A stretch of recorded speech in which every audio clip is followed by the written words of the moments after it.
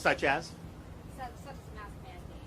Well, so I think the non-pharmaceutical interventions we've seen, remember, we were promised that they would end the pandemic, lockdowns, school closures, mandates, and it just hasn't done that. This is a very transmissible virus. The last iteration last summer, someone got infected, they'd likely infect 1 or 2 other people. This one, they're infecting more than that. It's airborne, it's aerosolized, and so we just have to understand that when that's happening, these waves are something that you have to deal with early treatment. Because we could sit there and say, if we shut down schools, it would go away. It won't. That's not true. It would be very damaging to society to do that and to our communities. And so early treatment, I think, is probably the most effective thing you can do.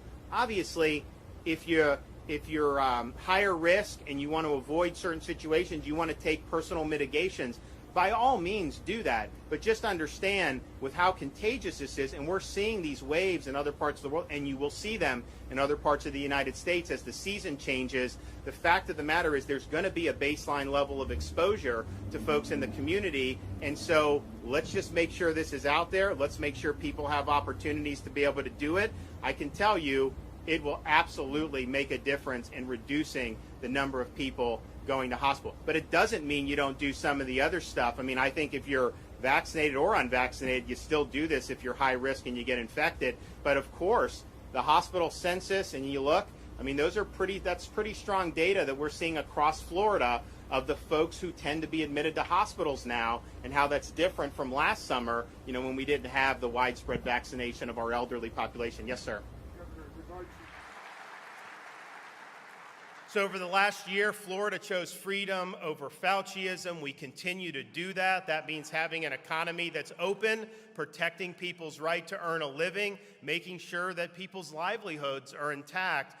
We were projected to be an economic basket case when COVID first hit, because people said, look, no one's going to go, tourism's going to dry up, you're going to have all these problems, whatever. And, I was resolved to make sure that while all these other states just continued to beat people down, lock them down, we would be lifting people up. And so we steadily got people to work. We got the economy going. And as we got into the summer of last year, you started to see it really pick up. And then pretty soon, Florida became the respite for people. Yeah, you have people moving down here, but it's not always easy to just move your whole life.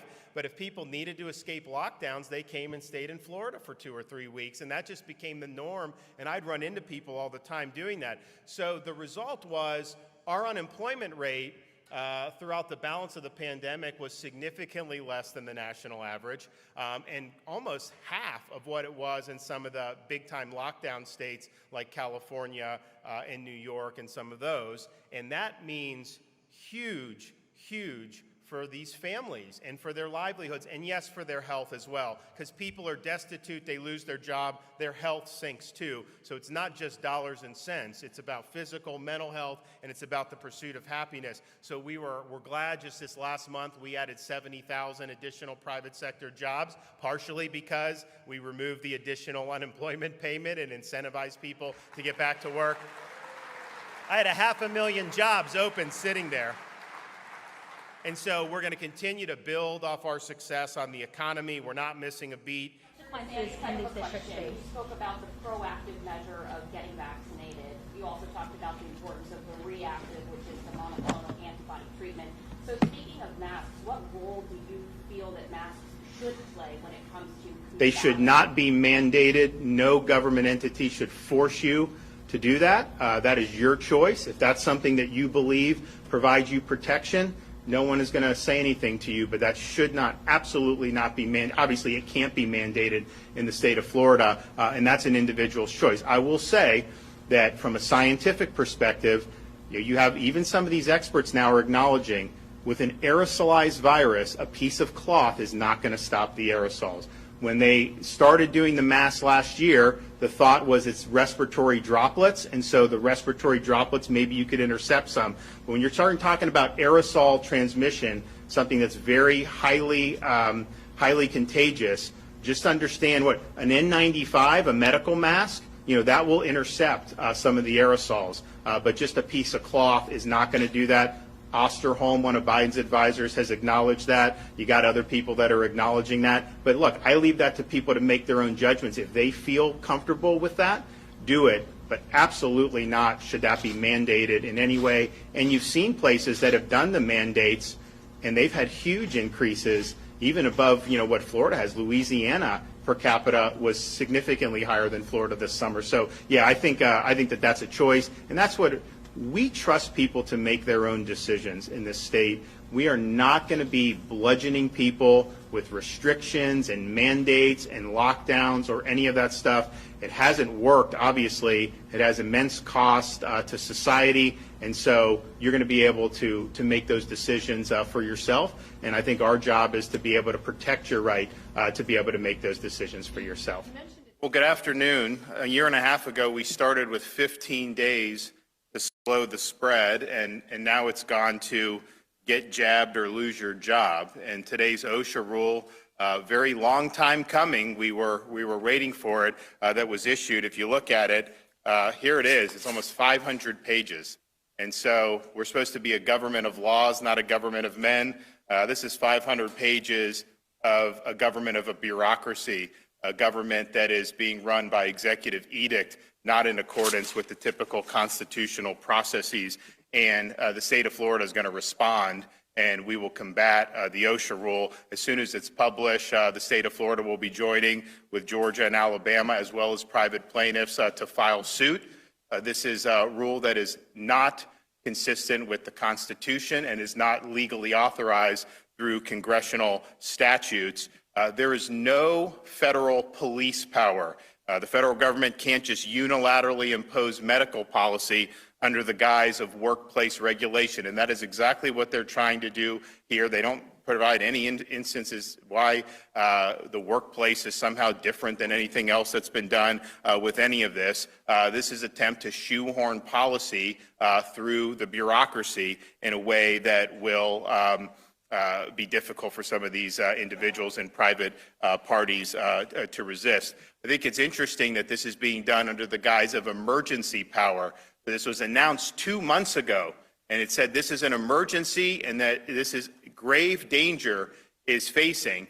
Then why did it take you 2 months to issue the rule? And then, of course, the rule doesn't take effect until January, which is convenient because it's not going to, it'll minimize workforce disruptions over the holiday season, which we know we're likely to see anyways, and then this would only exacerbate that.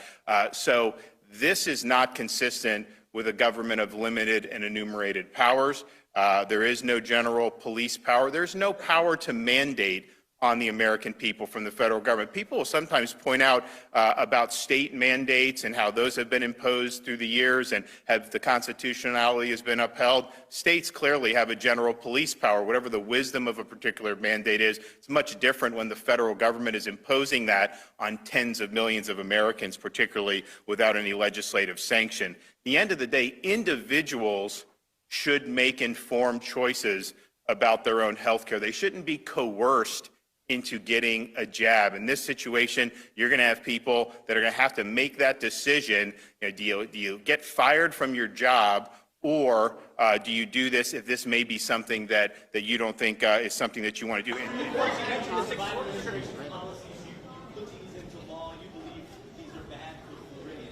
But cities like Tampa and St. Pete have tried to make policies you've made that they think are bad for them.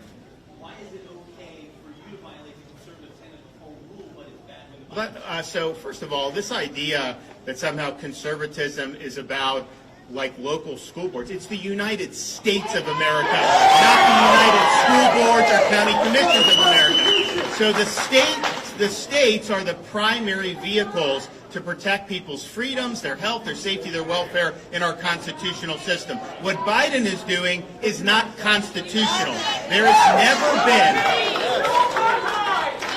never been a federal vaccine mandate imposed on the general public. I hear people talk about, they do things in the military. Yeah, when I was in the military, They used to give me all kind of stuff. Honestly, I wish I would have thought a little bit, but I mean, whatever it was. But that's much different than regulating the military and then imposing it on civilians in society. It's never been done before. It's not, they don't have the power to do it. There's no federal police power. States have the federal police power. So that's from a constitutional perspective, it is worlds apart. Now, some people say, hey, these local governments wanted to lock down businesses. They wanted to force mandates. They wanted to keep the kids locked out of school. Yeah, you're damn right I overruled them on that.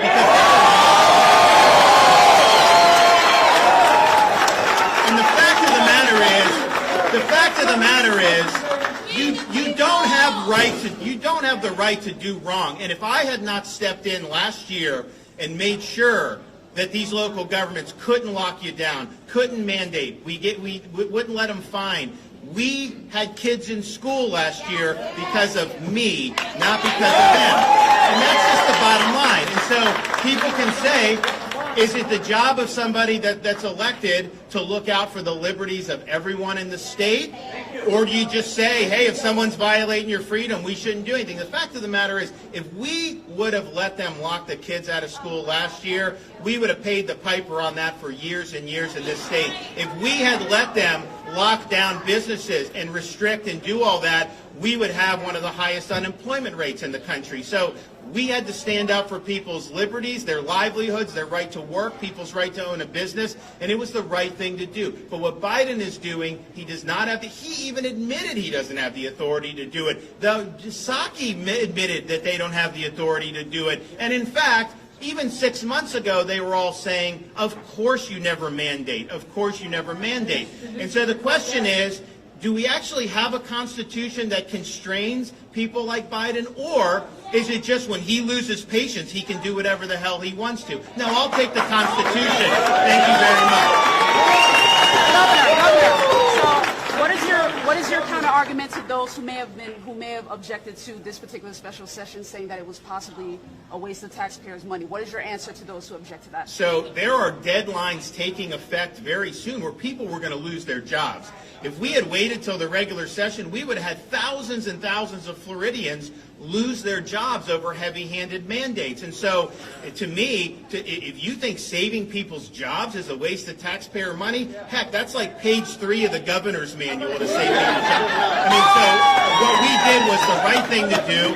I wish there were no impending deadlines. I wish that no one was in danger. Then, yeah, we would have waited until the regular session. But the fact is, we had people.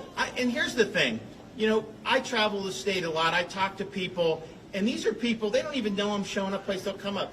And I can tell you, for the last month and a half, the number one issue that I had people come up to me, and they're very quiet about it, almost apologetic, because, you know, it doesn't fit the narrative to be concerned about these mandates and the way it is. And a lot of the folks aren't viewed sympathetically by people, you know, certainly by like the CNNs of the world. They come up to me and they say, you know, I've been working this whole time. I'm just worried. They say by December 4th, if I don't do this, you know, I'm due. But here's what happened. And they tell me their situation. Most of them have already had COVID and have that. Others just, they don't think it's the right. So the bottom line is, I don't want them to lose their job. But that's what was going on. And so, you know, we could have, look, I could have very easily just said, hey, it's all Biden's fault. These companies are doing it. It's private. It's not me. I'm not personally mandating it on anyone. So whatever. I could have washed my hands of it and said, you know what? It's their fault or their fault. But that's not leadership. Leadership means you get in there and you do what you can to stand by people. That's exactly what we did today.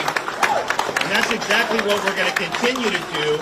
And yes, this was something that was really big, and we're going to obviously glad that people are going to be able to have some protection. But we also have other stuff that we're going to be doing next year. And these guys in the legislature go up there. They have to work very hard, and we make sure that we get our money's worth on all that. So thanks, everybody. God bless you guys, and we appreciate it.